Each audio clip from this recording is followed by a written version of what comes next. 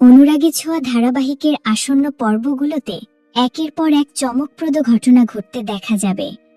অবশেষে সুদীপার পালিত বাবা তাকে জানায় আসল পরিচয়ের সত্য।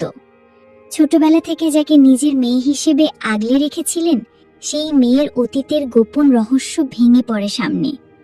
একদিন হঠাৎ করেই সুদীপা দেখতে পায় তার মতো হুবহু দেখতে আরেকজন মানুষ রয়েছে, সুদীপার দিদা।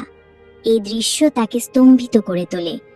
অন্যদিকে রুডি জেল থেকে পালিয়ে আবারও সেনগুপ্ত পরিবারকে ক্ষতি করার চেষ্টা করে, কিন্তু দীপা ঠিকই তার পরিবারের সুরক্ষার দায়িত্ব নেয় এবং নিজের হাতে রুডিকে শেষ করে দেয়।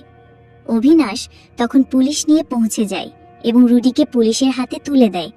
রুডির খেলা সেখানেই শেষ হয়ে যায়। এদিকে রূপা বিপদমুক্ত হয়। সূর্য কোমায় চলে গেলেও দীপা একাই পুরো পরিবারকে আগলে রাখে। কিছুদিন পর সূর্য সুস্থ হয়ে ওঠে এবং কোমা থেকে ফিরে আসে। দীপার চোখে আবারও ফিরে আসে দৃষ্টি। সময়ের স্রোতে অনেকটা বছর কেটে যায়।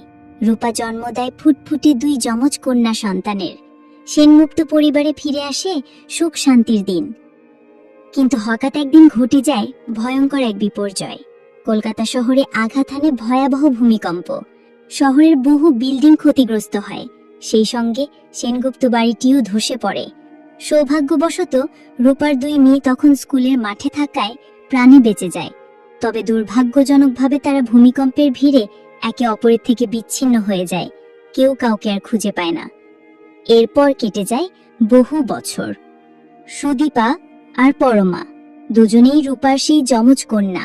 তবে তারা বড় হতে থাকে সম্পূর্ণ ভিন্ন পরিবেশে। সুদীপা বড় হয় এক পুলিশ কর্মকর্তার কাছে, আর পরমা বেড়ে ওঠে অন্য একটি পরিবারে। সুদীপা ধীরে ধীরে নিজের স্বপ্নের দিকে এগোতে থাকে। ডাক্তার হওয়ার লক্ষ্যে কঠোর পরিশ্রম করে এবং দুর্দান্ত রেজাল্টের মাধ্যমে মেডিকেলে চান্স পায়। ঠিক তখনই তার পালিত বাবা একটি কঠিন সিদ্ধান্ত নেয়।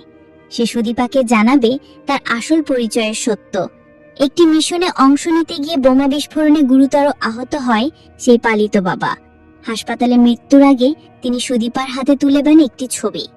ছবিটিতে দীপা সেনগুপ্তের প্রতিচ্ছবি। ছবিটি দেখে বিস্মিত হয়ে যায় সুদীপা, কারণ ছবির মানুষটি তার মতো হুবহু দেখতে।